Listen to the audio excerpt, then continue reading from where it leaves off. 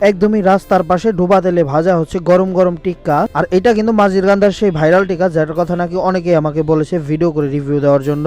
আর মাঝিরকান্দার এই টিক্কাটা কিন্তু অনেকেই পছন্দ করেন। সালাম আলাইকুম এভরিওয়ান, কি অবস্থা সবার, কেমন আছেন সবাই? তো চলে এসেছিলাম মাঝিরকান্দা স্টান, এবং স্টানে এসে দেখতে পাই গরম ডোবা তেলে হচ্ছে ভাজতেছে গরম গরম টিক্কা। তাই তো গাড়ি থেকে নেমে সরাসরি চলে আসে এই কাকার টিক্কার এই দোকানের মধ্যে। এবং এই টিক্কার জগতে মাঝিরকান্দাতে কিন্তু এই দোকানটা খুবই জনপ্রিয় একটা দোকান। তবে অনেক জায়গায় কিন্তু এখনো 5 টাকা পিস টিক্কা নাই বললেই চলে। তবে তারা কিন্তু এখনো পর্যন্ত 5 টাকা পিসি টিক্কা গোলা দিচ্ছে। আর আজকে যে টিক্কাটা খাবো এটা কোনোভাবেই আর কি মাথায় ছিল না। তারপরে এই দোকানের সামনে এসে গরম গরম ভাজতে দেখে তারপরে ভাবলাম যে এখান থেকে টিক্কাটা খেয়েই যাই। তারপরে ঢুকে যাই সরাসরি দোকানের ভিতরে, কারণ হচ্ছে দোকানের ভিতর কিন্তু বসার জন্য সুন্দর একটা প্লেস আছে। আসলে সুন্দর না থাকলেও কিন্তু বসার জন্য একটা স্পেস আছে। তো আসার সাথে সাথে হচ্ছে এখানে আরো ভাজতেই ছিল, আর মাল হচ্ছে কম ছিল। আমরা আসছিলাম অনেক রাতে, তো যে কটা ছিল আমরা মোটামুটি নিয়ে নিয়েছি সেই কটা। আমরা মানুষ ছিলাম কিন্তু 3 জন, বাট টিক্কা পেয়েছি 8 পিস। আর আমার সাথে কে কে আছে জানেন তো? আমার সাথে আছে এদিকে জুবাইর ভাই, আর অপর যেটা আছে নাইম ভাই। মনে করেন আমরা তো আর হেলমেট পরি নাই, গাড়ি থেকে নেমে এইভাবে চলে আসছে। আর নাইম ভাই হেলমেট পরা ছিল, বাট হেলমেট সহই হচ্ছে দোকানের ভিতরে চলে আসছে। তো নাইম ভাই আর জুবাইর ভাইরে ভিডিওতে নেওয়ার পর আমি বলতেছিলাম আপনারা দুইজন এখন এটা ছাড়েন, আমি ভিডিও করবো আর আপনারা এখন তাকায় তাকায় দেখবেন। তো আমরা যেই দোকানে ঢুকছি সন্ধ্যার পরে থেকে এই দোকানে হিউজ পরিমাণের ভিড় থাকে, তাই হচ্ছে এখান থেকে সচরাচর খাওয়া হয় না। মানে অনেক আগে খাওয়া হয়েছিল, তখন অনেক বেশি মজার ছিল এই টিক্কাটা। তো আমি আগে যখন এই টিক্কাটা খেয়েছিলাম তখন কিন্তু খুবই দারুণ টেস্ট ছিল, বাট এখন মনে হচ্ছে টেস্টটা মনে হয় একটু ভিন্ন হয়ে গেছে।